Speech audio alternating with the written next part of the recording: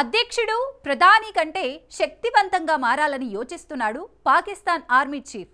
ప్రతిపక్షాలు, ప్రజలతో పాటు ప్రభుత్వ కూటమిలో ఉన్న పార్టీలు కూడా ఆ చట్టంపై వ్యతిరేకత వ్యక్తం చేస్తున్నాయి. అయినా బిల్లు ఆమోదం పొందింది, చట్టంగా మారింది. దీంతో మొదటి ముప్పు మాత్రం భారత్కే. అసలు షరీఫ్ సర్కార్ తీసుకొచ్చిన కొత్త చట్టంలో ఏముంది? ఎందుకు మునీర్కు అపరిమిత అధికారాలు కట్టబెడుతున్నారు? ఫ్యూచర్లో ఆర్మీ చీఫ్కు ఎలాంటి అధికారాలు లభిస్తాయి?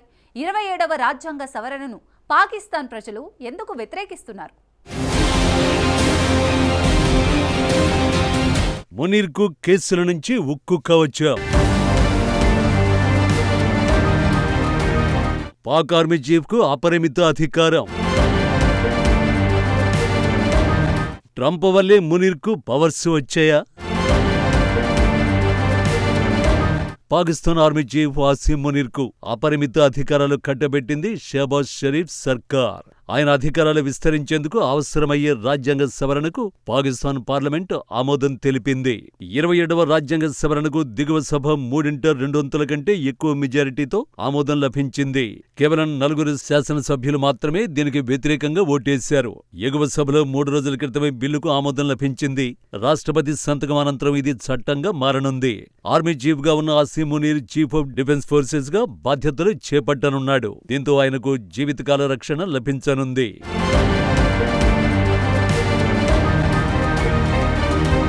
తాజా సవరణ ప్రకారం రాజ్యాంగ కేసులు నిర్వహించడానికి కొత్త ఫెడరల్ కాన్స్టిట్యూషనల్ కోర్టు ఏర్పాటు కానుంది. ఇందులో పాక్ సుప్రీంకోర్టు పాత్ర తగ్గనుంది. ఎఫ్సీసీకి న్యాయమూర్తులను ప్రభుత్వం నియమించనుంది. ఇటీవల ప్రభుత్వ విధానాన్ని సుప్రీం అడ్డుకోవడంతో పాటు ప్రధానమంత్రులను తొలగించింది. ఈ క్రమంలోనే ఎఫ్సీసీ ఏర్పాటుకు షరీఫ్ ప్రభుత్వం మొగ్గు చూపింది. రాజ్యాంగ సవరణకు పార్లమెంటు ఆమోదం తెలిపిన అనంతరం పాక్ ప్రధాని షహబాజ్ షరీఫ్ మాట్లాడారు. జాతీయ ఐక్యతకు కీలక అడుగుగా అభివర్ణించారు. వైమానిక నావిక దళాల గౌరవార్థం నిర్ణయం తీసుకున్నట్లు ఆయన తెలిపారు. పార్లమెంటు ఆమోదం తెలపడంపై ఇమ్రాన్ ఖాన్ కు చెందిన పాకిస్తాన్ తెహ్రీకే ఇన్సాఫ్ తో పాటు ప్రతిపక్షాలు వ్యతిరేకించాయి. రాజ్యాంగ పునాదులనే కదిలించే సవరణల్ని ఆపివేయాలని డిమాండ్ చేశాయి. పాకిస్తాన్లో 27వ రాజ్యాంగ సవరణతో మిలిటరీ అధికారం మరింత బలపడనుంది. Army chief field marshal Asim మునీర్కు ఆర్మీ, నేవీ, ఎయిర్ ఫోర్సుల చీఫ్ గా రాజ్యాంగ గుర్తింపు లభించనుంది. ఫీల్డ్ మార్షల్ గా ఆయన జీవితకాలం కొనసాగుతారు. జీవించి ఉన్నంతకాలం ఆయనపై కేసులు పెట్టకూడదు. పాకిస్తాన్ రాజకీయాల్లో సైన్యం జోక్యం పట్టు క్రమంగా పెరుగుతున్నాయనడానికి నిదర్శనమే 27వ రాజ్యాంగ సవరణ. పాకిస్తాన్ను తన గుప్పెట్లో పెట్టుకోవాలని ఆసిమ్ మునీర్ ఎత్తులేశాడు. అందుకే ఆయన జీవితకాలం తానే పాకిస్తాన్ ఏలాలని కలలు కంటున్నాడు. భారత్పై ఒళ్లంతా విషం నింపుకున్న వ్యక్తి ఆసిమ్ మునీర్. ఎన్నాళ్లు తెర వెనుక ఉండి దాయాదిని ఆడించాడు. ఇకపై తానే ముందుండాలని ప్లాన్ వేశాడు. సయ్యద్ ఆసిమ్ మునీర్ పాకిస్తాన్ ఆర్మీ చీఫ్ ముసుగులో ఉన్న ఉగ్రవాది. భారత్లో విధ్వంసమై ఏకైక లక్ష్యంగా రెచ్చిపోతున్న టెర్రరిస్ట్. సొంత పౌరులతోని చీకొట్టించుకున్న డిక్టేటర్. అలాంటి నరరూప రాక్షసుడికి అపారాధికారాలు కట్టబెట్టడంపై విమర్శలు వ్యక్తమవుతున్నాయి. నిజానికి పాకిస్తాన్ ఉగ్రదేశాన్ని నడిపించేది ఎవరో మొత్తం ప్రపంచానికి తెలుసు. అధికారికంగా చూస్తే ఆ దుష్ట దేశానికి పాలకుడు సర్వస్వం ప్రధానమంత్రి. కానీ వాస్తవానికి దరిద్రమైన పాకిస్తాన్ను పాలించేది, శాసించేది మాత్రం ఆ దేశ ఆర్మీ చీఫ్. ఇదేమీ పెద్ద విషయం కాదు. ఇది అసలు వార్త కూడా కాదు. బహుశా త్వరలో ఆ తేడా కూడా కనుమరుగవచ్చు. ఎందుకంటే పాకిస్తాన్ ఇప్పుడు కొత్త చట్టాన్ని తీసుకొచ్చింది. ఆ దేశ రాజ్యాంగాన్ని సవరించింది.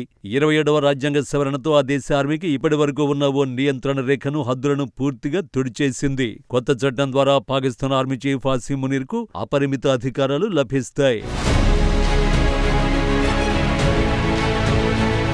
కొత్త చట్టంపై పాకిస్తాన్లో తీవ్ర ఆందోళనలు వ్యక్తమయ్యాయి. ప్రజలు రాజ్యాంగ సవరణను తీవ్రంగా వ్యతిరేకించారు. ప్రతిపక్షాలు సైతం ఆగ్రహాన్ని వ్యక్తం చేశాయి. అంతేకాదు షరీఫ్ కూటమి ప్రభుత్వంలో ఉన్న మిత్రపక్షాలు కూడా ఆర్మీ చీఫ్ కు అపరిమిత అధికారాలను కట్టబెట్టేందుకు నిరాకరించాయి. కానీ షహబాజ్ ట్రంప్ ఒత్తిళ్లకు తగ్గలేదు.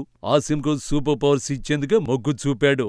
పాకిస్తాన్ 27వ రాజ్యాంగ సవరణలో ప్రధానంగా 3 అంశాలున్నాయి. అందులో మొదటిది సైన్యానికి మరింత అధికారాన్ని కట్టబెట్టడం. ఇప్పటికే పాకిస్తాన్ పాకిస్తాన్ సైన్యానికి అపరిమిత అధికారాలు ఉన్నాయి. వాటికి మించి అధికారాన్ని కట్టబెట్టేందుకు షెహబాజ్ షరీఫ్ రాజ్యాంగ సవరణ చేశాడు.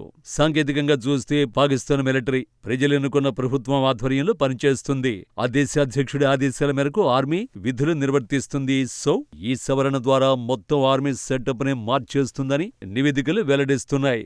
27వ సవరణతో ఫీల్డ్ మార్షల్ పోస్ట్ శాశ్వతమవుతుంది.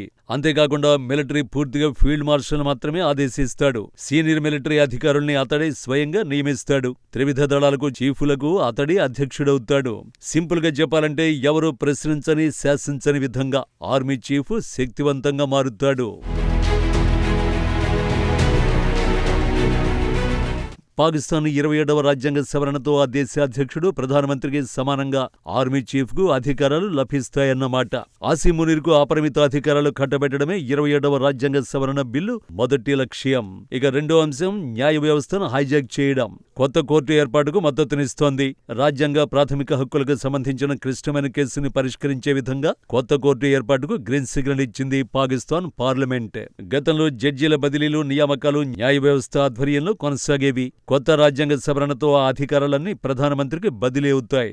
రాజ్యాంగ సవరణలో మూడో లక్ష్యం అధికారాన్ని కేంద్రీకృతం చేయడమే. ప్రత్యర్థులను అణిచివేసేందుకు న్యాయ వ్యవస్థను ఆయుధంగా మార్చుకోనున్నాడు ఆసిమ్ మునీర్. ఇప్పటికే సమాఖ్య వ్యవస్థను ఆసిమ్ తుక్కు చేయాలనుకుంటున్నాడు. సర్వాధికారాలన్నీ ఇస్లామాబాద్కే ఉండాలని ఆయన కోరుకుంటున్నాడు. ఇందులో అత్యంత కీలకమైనది ఆర్థిక అంశం. 27వ రాజ్యాంగ సవరణతో కేంద్ర ప్రభుత్వానికి వచ్చే ఆదాయాన్ని 52.5% పెంచాలని ప్లాన్ వేశాడు మునీర్.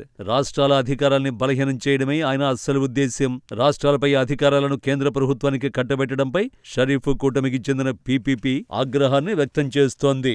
పాకిస్తాన్లో మునీర్ శకం మొదలైనట్లే కనిపిస్తోంది. ఇక మీద తెర వెనుక ఉండి పాకిస్తాన్ ఆర్మీ చీఫ్ చక్రం తిప్పాల్సిన పని లేదు. పూర్తిగా దేశం అతడి కంట్రోల్లోకి వెళ్లిపోతుంది.